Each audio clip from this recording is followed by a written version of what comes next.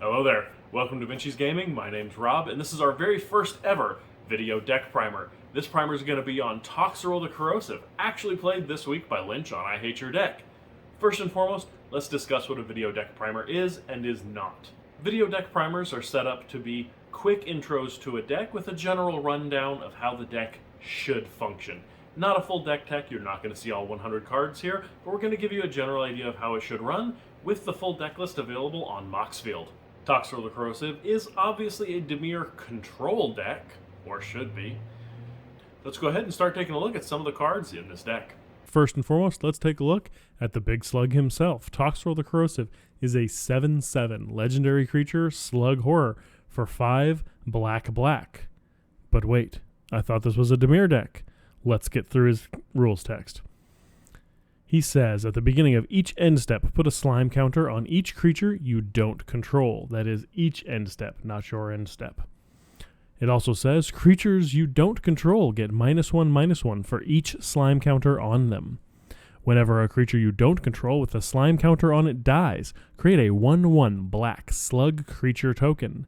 And last but certainly not least, blue, black, sacrifice a slug, draw a card. So with a 7-cost commander with activated abilities on him, what are we doing to get to that mana? First and foremost, we don't need 7 mana. We need at least 8 mana, if not 9, so that when we play our Toxrill, he has some kind of protection available. Ramp in this deck is primarily artifact, as most Dimir decks are, with an Arcane Signet, a Charcoal Diamond, a Commander Sphere, Dimir Signet, Jeweled Lotus, Soul Ring, and Talisman of Dominance. We do also include a Dark Ritual in the deck for an extra couple mana when you need it. Lest we forget we have options, we did include a Black Market. Maybe not for the first time you get to cast Toxrill, but if you ever have to recast him, that can be a whole lot of extra mana available to you. I hear you saying, 7 mana, 8 mana, 9 mana? What are we doing? Taking the first 5 to 7 turns of the game off, even with all that ramp? Absolutely not.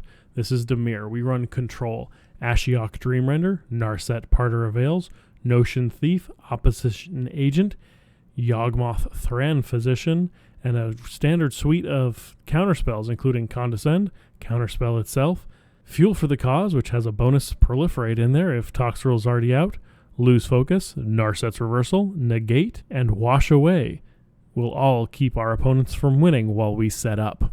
Add on to that a Burning Rune Demon, Varragoth Bloodsky Sire, Cruel Tutor, Grim Tutor, and Vampiric Tutor, and we're going to get exactly the cards we need to get going as quickly as we can. But tutors aren't the only way to get some extra cards in this deck.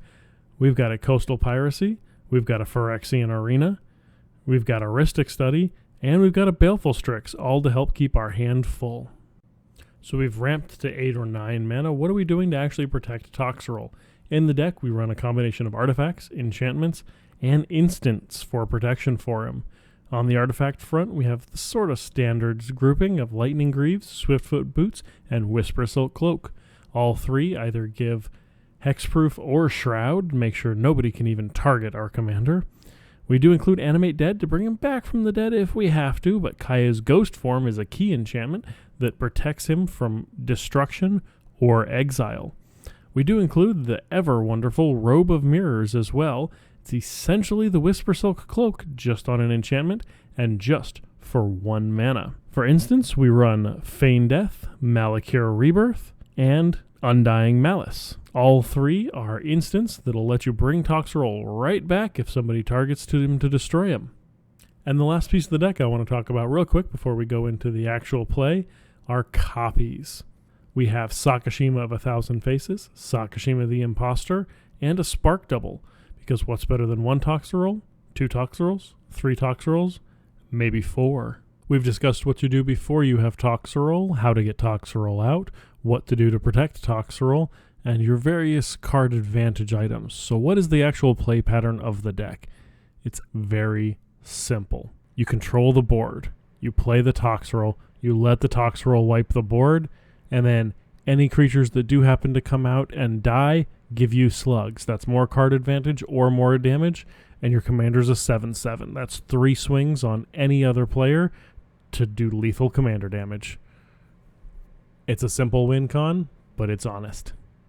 It is relatively fragile, but with the card draw, the ramp, and the control in the deck, it should be fairly consistent so long as you don't keep bad hands and make good threat assessments on what you should and should not counter and when you need to protect your commander. Thank you all for hanging out, checking out my Toxrill the Corrosive deck. Stay tuned, because our very next deck primer is going to be on my modular deck that has multiple commanders that I interchange depending on the power of the pod it's in.